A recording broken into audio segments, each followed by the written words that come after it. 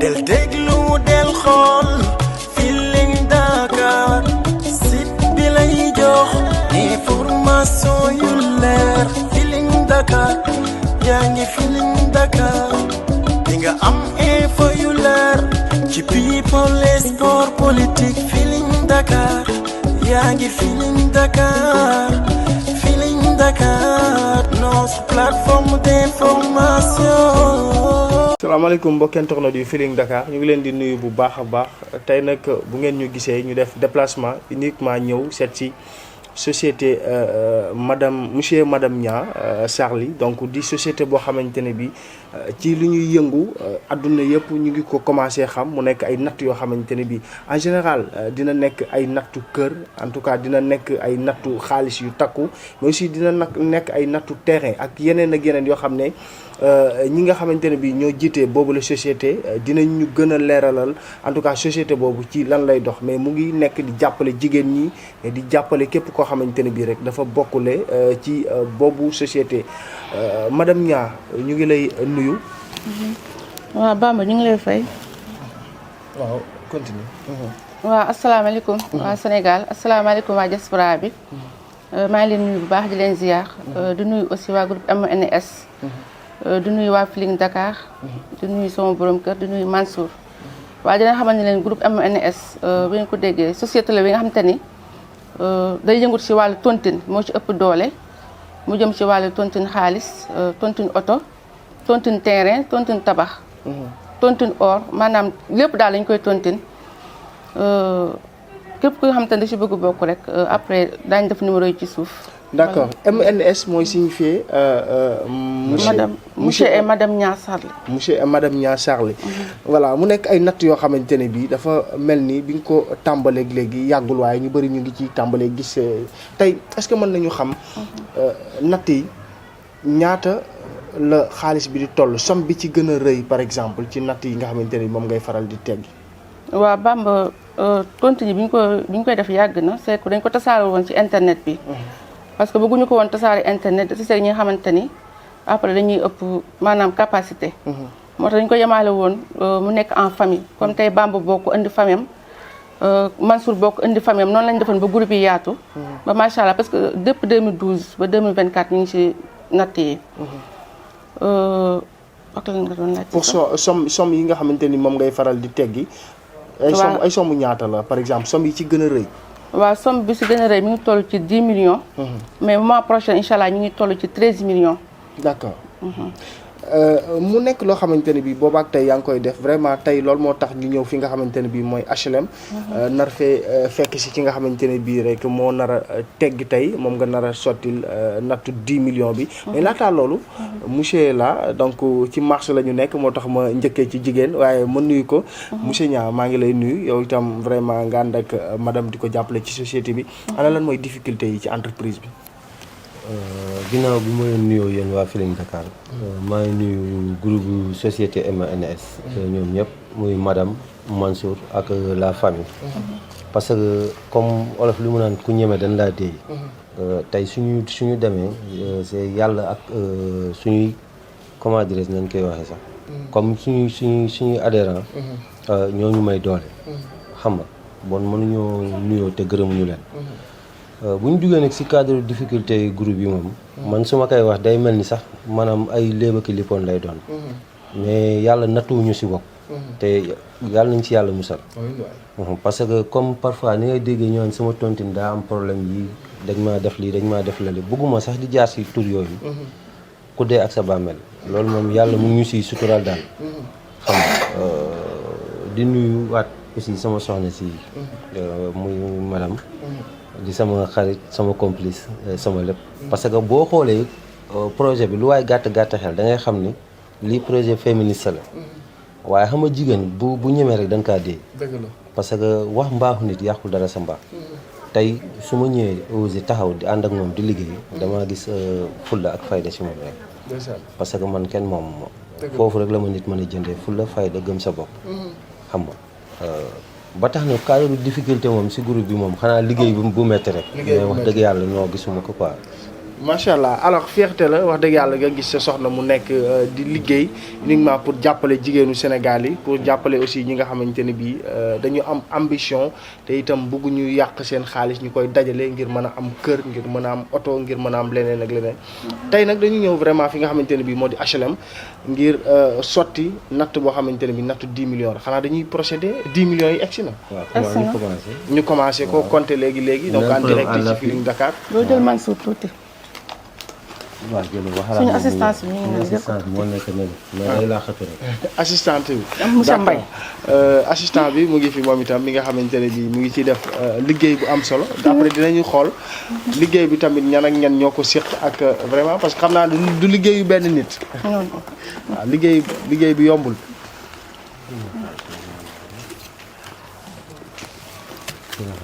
waaw léegi mooy kii 10 millions la. lii nii takk yi ay takkuñ par ñaata la. waaw yii moom par 1 million. takku 1 million am na takku 500 000. waaw yii ñooy 500 000 quoi. waaw mais dañ ko bëgg a compter. jox maman quoi mu teewal après. alors mi ngi noonu 10 millions yi nga xamante ne bii tey nag ki ko recevoiral ki nga xamante ne bii moo ko teggi jot na ci. daanaka madame Niang compté nga 10 millions yi ba pare. dañu lay bàyyi nga jox ki nga xamante ne bii moom moo ko recevoir. mooy kon soxna Marème.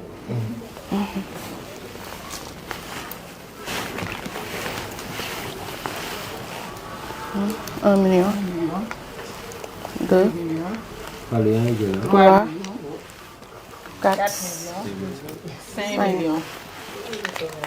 6. 6 millions. 7 millions. 8. 8 millions. 9 millions. 10. 10 millions. Recevoir naa 10 millions ci monsieur et madame Niang. De la part de Aram Thioy. moo teggi 10 millions. bu ñëw fii HLM man Mariam Sène maa ko recevoir 10 millions.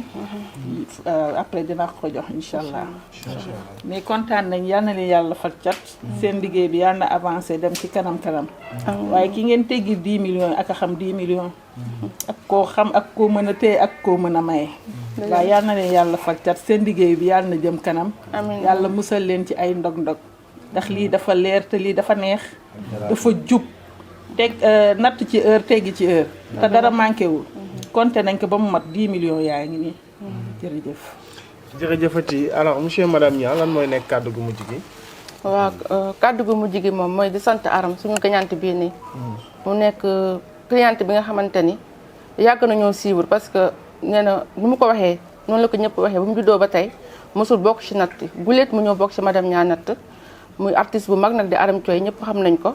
parce que bëgguñu woon joxe turam sax mais dañu ma sama rakk nga garaawul dafa lu la neex kon dama koy sant bu baax a baax moom Aram di sant Moussa Diop aussi maa ngi koy nuyu bu baax. di ñaan yàlla xaas bi yàlla na ful lu mu ci bëgg aussi yàlla na barkeel. ci barke Seydina Mohamed. di nuyu aussi waa Feeling Dakar nga xamante ni booba tey ñu ngi taxawuñu ba dog fekk leen fii ñu ngi leen di sant bu baax a baax di leen gërëm di sant Mansour aussi.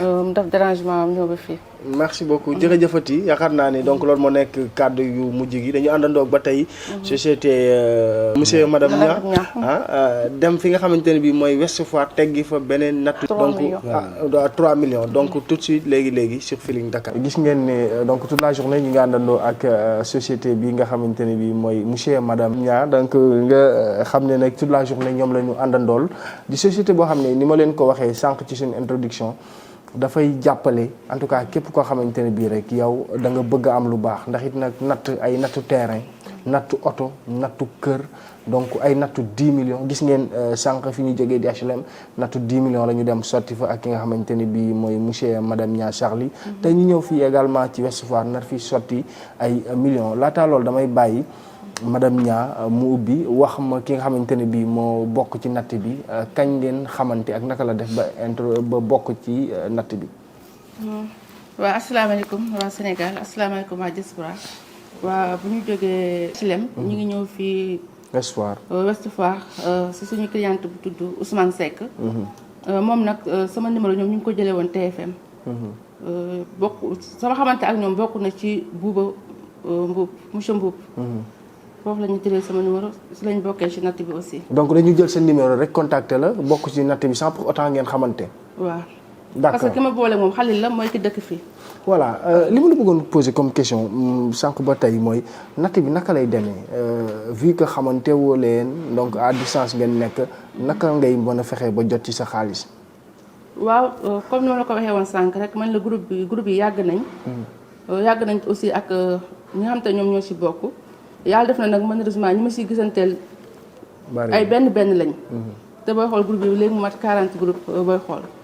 mais ñoo fa xamante bu weesulee déggante téléphone jeex na. donc groupe yi du benn groupe kese. non groupe yi ëpp léegi mu mat 40 groupe. 40 groupe. te 40 groupe yëpp bu ci nekk natt la quoi. waaw bu ci nekk natt la. ça veut dire que yow yore nga plus de 40 natt. waaw. 40 natt nga yore. yore naa 40 natt parce que tey jii nii. xam nga waroon nañoo dem Mbour. mais déplace kii bi maanaam mënu leen a mën a départ pour dem Mbour parce que dafa guddi. d'accord léegi 40 natt yi naka lay demee c'est-à-dire que natt bu ci nekk ak li nga xamante ne bii moom moo ko tax a jóg. waaw natt bu ci nekk ak li nga xamante ne moo ko tax a jóg parce que natt 3 millions bii nii mi ngi ci 11 groupes. d'accord. bu 10 millions bi ñu yóbbu sànq mi ngi ci 4e groupe bokkul ak bi nga xamante ni chaque 10 jours 1 million la. ok bokkul yi nga xamante ni chaque 5 jours 1 million la. bokkul ak nattu oto bi bokkul ak nattu tabax bi aussi. bokkul aussi ak nattu or bi. nattu tabax ça veut dire quoi lan mooy nattu tabax. waaw nattu tabax bi dañ ko organiser pour jàppalante rek suñu biir. chaque mois ñu def ko 25000 à 300000. bu ñu nee 25000 à 300000 nag parce que borom 25000 yi. xeebaluñu leen seen 25000 parce que borom 300000 mën na leen yóbbaale. d'accord am na ñoo xam ne dañuy natt chaque mois 300000 am na ñoo xam ne dañuy natt chaque mois 25000. waaw am na ñoo xam ne chaque mois 50000. léegi bu demee ba lu toll ci at ci ngeen koy sotti. pour jëndal ko wala. non chaque mois ñu ngi def livraison. chaque weer. tey jii Bamba bu doon dafa bokk mu soxla tey nii damaa soxla 10 tonnes ciment damaa soxla fer tant de tonnes fer damaa soxla béton suuf yooyu yëpp dañ la ko jënd livré la ko. dañ koy jënd livré te di ko fay par mois ba mu jeex. d'accord natt bi noonu lay demee muy nattu tabax bi léegi bu dee nattu or bi nag naka lay demee. waaw nattu or bi am na chaque mois 100000. am na chaque mois 150000. am na chaque mois 50000 francs. d'accord boobu tamit yow yaay xool ba xam ne soxla nga or ñu soxla jëndal wala. boobu aussi chaque mois dañuy tirage génneel kenn oram. d'accord chaque mois la ñuy tiré génneel kenn oram. bu fekkee ne nattu 10 millions bi moom mën na dem at. waaw nattu 10 millions mën naa dem at mais chaque mois dañuy yóbbu kenn xaalisam te instant bi chaque mois dañuy yóbbu 3 personnes ku nekk 10 millions. mois de avril bi la ñuy commencé chaque mois 4 personnes ku nekk 10 millions. ok incha allah rabbi. donc bi ci benn weer bi. ci benn weer bi waaw. macha allah donc loolu mooy société bi nga xamante ne bi wax dëgg yàlla ci wàllu natt lay yëngu mais ci wàllu oto bu dee nattu oto bi nag naka lay demee moom. waaw nattu oto bi am na chaque mois 300000. am na aussi chaque mois 500000 francs. chaque mois 500000. am na chaque mois 300000 am na chaque mois 500000. léegi kañ ba kañ la nit di teggi pour am oto chaque weer la nit di teggi am oto wala chaque. waaw chaque mois. chaque mois ngeen jëndal kenn oto chaque mois dañuy jëndal kenn oto. macha allah oto bi dafay nekk oto boo xam ne moom moo koy choisir wala yéen ngeen xool en fonction ci li muy natt. non du ñu xoolee kenn modèle yow yaa tànn sa modèle bopp. ok mais l'essentiel que modèle boo tànn rek daañu ko wutal mais yaa ngi koy fay ci chaque mois 300000 wala chaque mois 500000 ni nga koy nattee ba mu jeex. donc nga koy nattee ba mu jeex. voilà mu nekk loo xamante ne bi wax dëgg yàlla bu kentoon di Feeling Dakar ñu ñoo ko déggandoo fii nga xamante ne bi mooy société bi di monsieur et madame Niang Charly di société boo xam ne wax naa ne yokkute la développement la tey am na ci ay nit yoo xamante ne bi xamante woon nga ak ñoom wax dëgg yàlla tey yokk nga leen mën nañu fexe ba dajale seen alal ba mais aussi am na tukki parce que dama gis ni. waaw am na natt tukki waaw. am na ci ñoo xamante ne bi pour tukki la. mais loolu naka lay demee xanaa da ngay liggéey ak ambassade yi wala da ngay fexe ba nit ki vraiment dajaleel ko xaalisam pour à ce que mu mën a dem lijjanti ay kayitam. waaw dañ ci xamante ñi nga xamante ni si loolu la ñuy yëngatu. moo tax képp ki xamante dafa bokk ci nattu tabax bi. incha allah boo sottee daañu la teg ci code gunge la ba nga dem incha allah. nattu tukki bi nattu tukki bi waaw. d'accord. képp ku ci bokk ñaata lay nattu tukki bi. nattu tukki bi chaque mois 300000 la. chaque mois 300000. waaw chaque mois 300000 ki nga xamante ne aussi dafa yor cash bi pour dem mën naa joxe ak compte 2,5 millions. durée kii papier bi dafay durer 40 jours astafurlah 40 jours à 6 mois. d'accord. ngeen ci jokkoo ak ay agence de voyage yoo xamante ne bi ñoo koy dimbalee ba teg ko ci code ba mu mën a dem ci réew mi nga xamante ne bi foofu léegi macha allah mu nekk lu am solo. alors tey nag dañu ñëw di sorti si ki nga xamante ne bi moo di Ousmane. sànq li ma la doon laaj mooy transaction yi naka lay demee par Wave la xaalis bi di jaar par Orange Money parce que yow amuloo opportunité à chaque fois ngay gisante ak ñoom pour di laaj xaalis bi. waaw yàlla def na nag man ñi may liggéeyante ñëpp dañoo wóolu. dañoo am confiance totale vraiment amuma seen fay.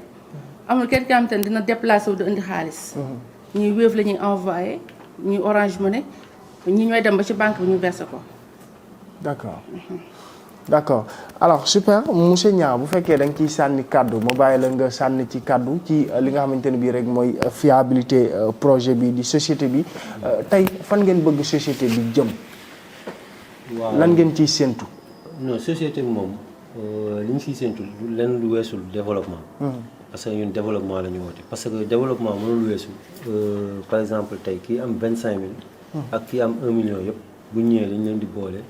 dans le même pied d'égalité. waaw ñun noonu la ñuy doxee. d'accord xam nga lii lépp nag waxaat moom du bëri wax. bu amee c'est grâce à suñu clients yi. lii nii exemple la tey. xam nga ndax am na yoo xam ne yàlla moo lay dimbali. du sax njàmbar bon tey bu amee dañ leen koy gërëmee ñoom ñu nekk aussi ñu neex a àndal. parce que buñ ne heure bi jot na kenn du ko wax kenn ku si nekk day yàkkamti dugal xaalisam. mu nekk nag lu yomb si gis-gis mais te jafe. parce que mu ngi nii sama soxna la mais parfois dañuy nekk ba ay 4 heures du matin duñ nelaw te lépp si soxlay clients yi la ñuy nekk. d'accord xam nga si cadre tukki boobu nga doon wax noonu aussi. am na lu ndaw rek lu ma siy wax parce que kii daa wax lépp. cadre tukki bi mooy li nga xam ne mooy li gën a ndaw parce que li naan preuve à l'appui bu fi xajoon tey dañuy woote suñu clients yi jox leen ñu wax ñëpp dégg si. parce que tabax nañ fi ay kër selon nos maigres moyens ay kër tabaxal nañu ay boroomi kër seeni kër ba mu pare. am na aussi ñoo xam ne seen papier terrain mu ngi si ñun. xam nga yooyu noonu yëpp du suñu njàmbaar mooy comme ni ma wax rek fii ku mën amul ku yàlla jàppale moo fi nekk. xam nga am na ñoo si ñoo ñu ngeen yóbbu ñu tukki. si am na ñoo xam ne nii ni may waxee ak yow am na si ñoo xam ne ñii ñu ngi Amérique. am na si ñoo xam ne aussi am na ñu dem Canada parce que lii télé la booy wax da ngay wax lu leer. lu leer bien sûr. xam nga ndax looy wax rek. fi loo fi wax rek dañ lay vaar. te comme vaar daa xew léegi lu ñuy wax dañ ciy wax mu leer. te lii maa ko wax. tabax nañ fi plus de 6 voire 10 personnes ay kër. xam nga yóbbu nañ fi aussi ay nit ñii dem Amérique ñii yóbbu jaare fa aussi yóbbu seeni jabar Amérique. d'accord waaw. d'accord alors nga delloowaat kàddu gi madame Niang li ma ko bëgg a laajaat rek ci mbir moom mooy. sànq ba tey damay dégg ngay wax loxo 300000 500000 est-ce que tey ñi nga xamante ne bi seen loxo jotu seen ginnaaw par exemple ñi nga xamante ne bi ay journée 5000 la ñu mën journée 10000 ñooñu am nañ opportunité bokk ci sa natt. waaw am nañ ko kañ parce que natt yi sànq doon naa ko ma ne la comme ni nga ko waxee ne am na ñoo xamante ne journée 2000 journée 2500 la ñuy natt. ok am ñoo xamante ne journée 5000 la ñuy natt am ñoo xam ne journée 10 000. ok parce que natt yi dañuy sotti par 10 jours dañuy sotti par 5 jours. d'accord dañuy sotti aussi par chaque mois 50 000. chaque mois 50 000. chaque mois 50 000 pour boo sottee am 500 000. waaw bosu ok. 100 000 yi nga am 1 million. d'accord ça veut dire que kon ku ci nekk mën na bokk. ku nekk mën ngaa bokk waaw ku ci nekk mën ngaa bokk.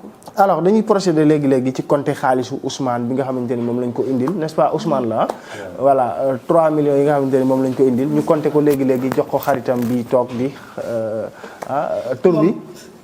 moom si boppam moo sotti. Ousmane waaw nga may ma nuyu ki nga xamante ni moo tax ma xam waa Feeling Dakar. voilà mu nekk fii ba États-Unis aw ma fay mu soxna Awa. macha allah Awa Gambi maa ngi ko nuyu waa di ko ziar. ndeysaan di kontaan si moom aussi bu baax a baax. macha allah vraiment kontaan nañu trop ci moom. ndeysaan yàlla na ko yàlla fay yiw. waaw moom day ku la bëgg la waaw Awa moom borom baax la vraiment. mbokk internet du Feeling Dakar gis ngeen ñu ngi fii ci Ouest Foire comme ni ma leen ko waxee woon ki nga xamante ne bi moom moo teggi également nag 3 millions juste après bi ñu jógee HLM ci 10 millions bi sëriñ bi ñu ngi lay nuyu di la dalal ci Feeling Dakar lan nga yëg vraiment bi nga jotee sa xaalis mu mel ni natt bi amoo ci benn rëq-rëq quoi. waaw salaamaaleykum wa rahmatullah maa ngi lay nuyu yéen waa Feeling Dakar ak ñu fi nekk ñëpp di nuyu monsieur madame Niang waaw man maa ngi tudd Ousmane Seck maa ngi dëkk fii Ouest Foire waa natt bi moom bon nu ma ko yaakaaree woon noonu laa ko gisee awma ci wax dëgg yàlla benn lu rafet li ma ci xalaatoon daal moom noonu laa ko en fait li ma ci am sax yeesu na sama njort parce que dem ba léegi ñu ngi may woo pour di la woo pour jox la xaay mënoo leen jot mënuñ ma jot xam nga loolu moom. bon yóbbul ci dëkk bi. xaalis dafa mujj déplacé wu tey ñëw ba sama place ne ma yow démb ba léegi madame Nia Moussa ñu ngi lay woo pour indi la xaalis bi. yow nit ñi dina jox xaalis xam man damaa xaw a texet nag nu may gis nii. mënuñ laa gis loolu noonu moom lu jafe si réew mi la quoi man sama xarit boobu xaalis moo tax ma dugg si natt bi wax dëgg yàlla bi ma ko expliqué tamit comme man. dama yàgg di bokk si ay natt man yoroon naa sax natt parce que man a xaalis mi ay natt yu bari dañ parce que xam nga jamono moo toll foo xam ne nii. sooy liggéey il fallait que yu mel nii rek moo lay war a mën a dimbali parce que ñun ay businessman lañ ay commerçant lañ du coup il faut que ñu am yoo xam ne ni léegi-léegi da ngay toll foo xam ne da ngay am dëgër laay. te natt yi bu amee natt bu jub daf lay dimbali parce que banques yi moom ñun arrangé wu ñun commerçant yi ndaw yooyu ñun néew doole yi. ñun ñoo mën a jàppalante suñu biir mais lépp daal bu ko confiance lalee rek. wax dëgg yàlla dina ndóol daal dina fi jóge. macha allah mu mel ni mbégteeg bànneex la vraiment nga natt sa xaalis ba teggi jot ñu teggil la ko ci anam bu rafete nii nga xam ne yàgg ngay dégg ci dëkk bi natt yu jubadi yeeg yenn affaire yu bëri yoo xamante ne bi vraiment muy am mu mel ni nga déggee monsieur madame Nia tey jëlee wax dëgg yàlla dal nañ sa xel et puis tey boo amoon sa beneen xarit di nga ko conseiller à ce que mu adhéré parce que njariñ la ko. waaw parce que au fait comme sànq mu ngi lay wax ne natt yi bari na man bokk naa si moom ñett tey lañ mas a gisante man ak ñoom te bokk naa si ñoom yaakaar naa 3 natt. ah bon te waaw te tey laa mas a gisante ak ñoom man dugal naa si sama xarit. man sama xarit moom ma si dugal man dugal naa si kenn ba léegi maa ngi continuer tamit di fexe convaincre ay nit ñu do parce que man xam naa li si natt. parce que xam nga sooy lu ma la wax sànq sooy liggéey. am na loo xam ne xaalis neexul dajale. il fallait que da ngay bokk ci loo xam ne nii. di ko bu amee benn montant boo ko dajal dina mën a booster sa liggéey bu baax a baax parce que am na ñoo xam ne du ñëpp ñoo soxla xaalis banque comme ku mel ni man. man sama banque dañ ñu propose mais man soxla ma alalu banque. lii nga mën a def pour mën a yàlla dimbali la nga bokk ci natt yu mel nii. ba sa liggéey mën a avancer te doo ci am regret doo ci am benn xaar ma yàlla ak kenn. macha allah alors amuloo benn jot yaa ngi ci campagne bi ñu ngi gis ne yaa ngi def sol tisetu Sonko ak Jomaay Sonko mooy Jomaay mbaa 3 millions yi doo dem jël ko yóbbu ko ci campagne bi. waaw man responsable man Pastef laa bokk fii Ouest Foire laay milité. wax dëgg yàlla waaw. non 3 millions yi déggoo ma naan la xaalis bi sax sama xarit bi suuf laa koy bàyyi. parce que xam nga campagne dafa xaw a métti. mais xam nga ñun patriotes yi nag. dafa am loo xam ne dañ ko jaay sénégalais te yàlla dañuy ciy dimbali ñi nga xam ne nii ay responsable lañ. gis nga yéen ñu fekk ñuy joxe ndogu te les patriotes yi ñooy dajale seen 1000 francs seen téeméer seen ñaar téeméer ñëw di ñu ko jox. sànq bi nga may fekk maa ngi wàcc ay tablettes yi neen benn patriote boo xam ne xamuñ ko fenn. yàlla xam ne dafa romb permanence bi gis affaire ni mu kii rek mu indil ñu 20 ginaar ak 10 tablettes neen. moo tax ñun wax dëgg yàlla man de du ma ne sama xaalis dugg ci de. waaye dugg ci dugg boo xam ne nii man yëg naa ko franchement parler parce que lépp moom xam nga Seydina mu sell bi dafay indi lenn loo xam ne nii ci réew mi maanaam nit ñi dañ ko war a bàyyi xel. dafa fexe ba solidarité maanaam sénégalais nitu teranga Sénégal. gis nga doon wax dañoo demoon ba mu commencé woon réer. mais dafa patriote yi dañ ko feeñalaat. dañ ko feeñalaat ci bépp anam. c'est rare ngay gis benn patriote boo xam ne dafa am problème te amul solution. xanaa ñu ñàkk ko yëg mais tey jii bu ma ko yëgoon yow contacté la Feeling Dakar ne la man sama patriote balaa mat 1 heure de temps. problème am faju te loolu lu nit ñi en fait au lieu que ñuy jël Pastef di leen étiqueté yenn kii dañu war a xool yenn action yi ñuy def ci réew mi. kañ nga gëj a dégg. maanaam pénurie de sang ci réew mi. déggatoo ko fenn. pourtant banque de sang yi dañ daa woote di jooy pour nit ñi may deret. mais léegi déggatoo ko fenn pourtant nit ñi duñ ko wax te loolu parti yi ñoo ko fi jëlee. bari na yoo xam ne nii Ousmane Sonko du mën a sax parce que moom la parce que moom jëmmam ma kooku c'est que mën a wax parce que su may wax ci moom su yàggee xam nga rek. ñun ay entrepreneur lañ. man état mosuma defal dara. man ba may liggéey 35 000 laa commencé di liggéey ba fi ma egg si nii te état mosuma defal dara. man maa jëriñ état mais état jëriñ parce que man maay fay sama impôt. dafa am loo xam ne nii bu amee ci réew ñun ay ndaw lañ ñun suñu wàllu jeex na mais gis nga suñuy doom ak suñuy sët gis nga li ñuy def nii pour ñoom la parce que man su may tabax kër du pour man fu ma dëkk benn appartement man naa ko gérer mais su may tabax sama kër di tabax étage pour samay doom la ëllëg. loolu noonu il faut que nit ñi di ci bàyyi xel nit warul hypocrite. nit yow sa jamono neex na rek garaawul quoi yow na neex mais sa doom yi ak ëllëg bu ñu fekkul Sénégal gu baax ëllëg ñoom nan la ñuy def est-ce que man courage bi ma am wala mosu ñaa am ko est-ce que ñun suñuy doom dina am courage boobu pour ñoom ñafe ba génn ci il faut que ñu fekk fi le minimum. am nga yaakaar daal Diomaye jël réew mi nii campagne bi di doxee. déggoo lépp démb dama koy wax sama permanent ñuy toog di waxtaan ma ne leen man yéen ñëpp laa koy wax man ñii suñu leen gagné 60%, moins de 60% man du ma ciblé. waaw man moins de 60% su ma ko amee du ma ciblé billaahi man su ma ko amee du ma ciblé parce que man fi ma nekk nii moom dëkk nii moom mokk na rumbax te li ma ci gën a neex bu njëkk ndaw ñi la woon kase mais léegi mag ñi ñooy daw di topp ci karawaan man sa guddi damay karawaan mag ñi ñooy topp ci karawaan yi di daw mu xam ne léegi projet bi li ñu leen doon jaay nit ñi comprendre nañ ko te xam nañ ko dëgg-dëgg macha allah te jàpp naa ne li nit ñi di gis nii ak la ñu kii sax li masse silencieux bi nekk ci biir kër yi bàyyi na bis ba incha allah macha allah mu mel ni donc confiance totale la am donc ki nga xamante ne bii moo di Ousmane ci mais ni nga gisee ñuy diaboliser Diomaye Faye loolu defu la dara. non du ma def dara parce que xam nga gis nga àdduna xam nga réew kenn du ko yenn. réew kenn du ko yenn man fekkoon dañ koy diaboliser amul xam-xam wala dafa jubadi gis nga lii juba tax lii mën a am àdduna lépp jub la man sama entreprise sama boutique yi ñi ko gérer. man xëy dañoo jub moo tax ma mën leen ko jox fekkee yow sa boutique bi nga yor nga xam ne ni boo ko évalué matul 20 millions boo koy dénk doo ko dénk ko jub mais réew waxatuma la ak réew ndax lan suñ koy diaboliser si lan lañ koy diaboliser parce que nii la mel wala ne buñ ne moon Diomaye Faye dafa dëng wala fa mu nekkoon di fa liggéey ba nga fay sàcc wala normalul wax dëgg yàlla ma wala amul xam-xam waaye koo xam ne école bi nga jóge mooy école bi gën a sélective école d'état jóge si nekk inspecteur principal des impôts kenn musul laa taxal dara. am nga xam-xam yaru nga nekk nga xale. te sa loxo set na waaye kooku nag wax dëgg yàlla bu dee kooku lañ mën a diaboliser waaye nag Diomaye du dégg lu ku tedd ki déggul Seydina Ousmane. xam nga lan la déggul Ousmane Sonko wasin na ëmb na wasin na kon Diomaye yii nii ñun Pastef ñii miin nañ ko man mi nekk militant bu ndaw sax nekk ci base yu ndaw yi nii sax man lu ne lay dégg waxuma la ak ñoom. waaye nag loolu la yàlla dogal luñ mën a wax rek. alors Ousmane wax ji boutique bi nu mu tudd sa boutique yow bu ko defee ñu jàllale waale ko. waaw man sama boutique mi ngi tudd Palen accessoire damay jaay. lépp Palen accessoire accessoire waaw lépp luy informatique. luy téléphone. dama koy jaay dama yor service après-vente man mi maay liggéey man maay technicien bi. ok waaw te technicien googu nag lépp lu ma am moo ma ko may.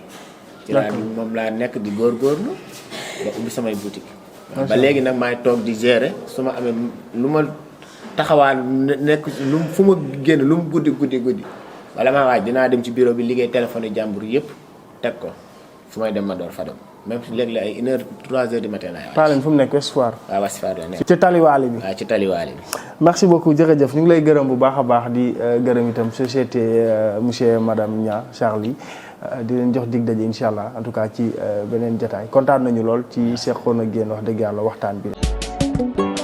del déglu del xool Feeling Dakar site bi lay jox information yu leer Feeling Dakar yaa ngi Feeling Dakar di nga am info yu leer ci people et sport politique Feeling Dakar yaa ngi Feeling Dakar Feeling Dakar notre plateforme d'information